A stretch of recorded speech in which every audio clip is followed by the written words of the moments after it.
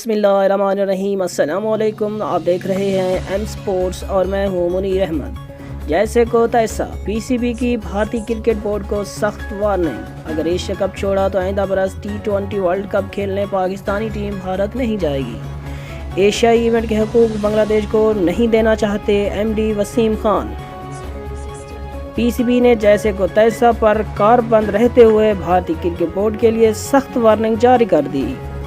کہ اگر اس نے ایشیا کپ چھوڑا تو پھر وہ بھی آئندہ برس T20 ورلڈ کپ کھیلنے بھارت نہیں جائیں گے، اور یہ تاثر بھی درست نہیں کہ ایشیائی ایونٹ کے حقوق بنگلہ دیش کو دینا چاہتے ہیں۔ گزشتہ روز میڈیا سے گفتگو میں chief executive officer P C B Wasim Khan کا کہنا تھا کہ وہ پاکستانی ٹیم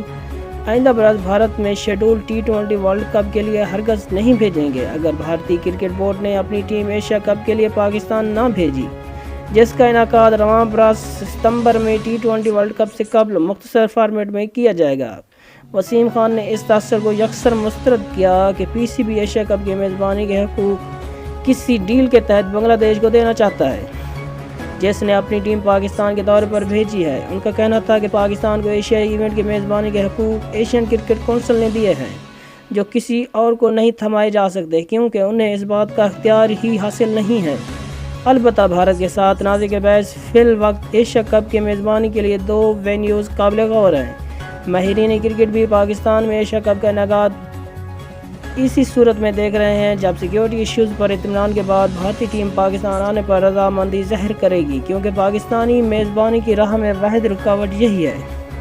وسیم خان نے تصدیق کی کہ کرکٹ جنوبی افریقہ کا سیکیورٹی وفد حفاظتی انتظامات کا جائزہ لینے کی غرض سے فروری میں پاکستان آئے گا، کیونکہ پی سی بی پروٹیز ٹیم کو پی ایس ایل کے بعد مارچ اور اپریل میں 3 T20 میچز کے لیے پاکستان مدعو کرنا چاہتا ہے۔ آئی سی سی کے چیف ایگزیکٹو مانو سائنی نے حالیہ دورہ اسلام آباد اور لاہور سے متعلق ان کا کہنا تھا کہ پی سی بی 2030 سے 2031 کے سائیکل میں 3 آئی سی سی ایونٹس کی میزبانی حاصل کرنے کی کوشش کر رہا ہے۔ ان کا مزید کہنا تھا کہ ایم سی سی بھی اپنی ٹیم 4 میچوں کے لیے لاہور بھیجنے کے لیے تیاری کر رہا ہے، جس میں معین علی، کمار سنگاکارا اور روی بھوپارا جیسے نمایاں کرکٹر بھی شامل ہوں گے۔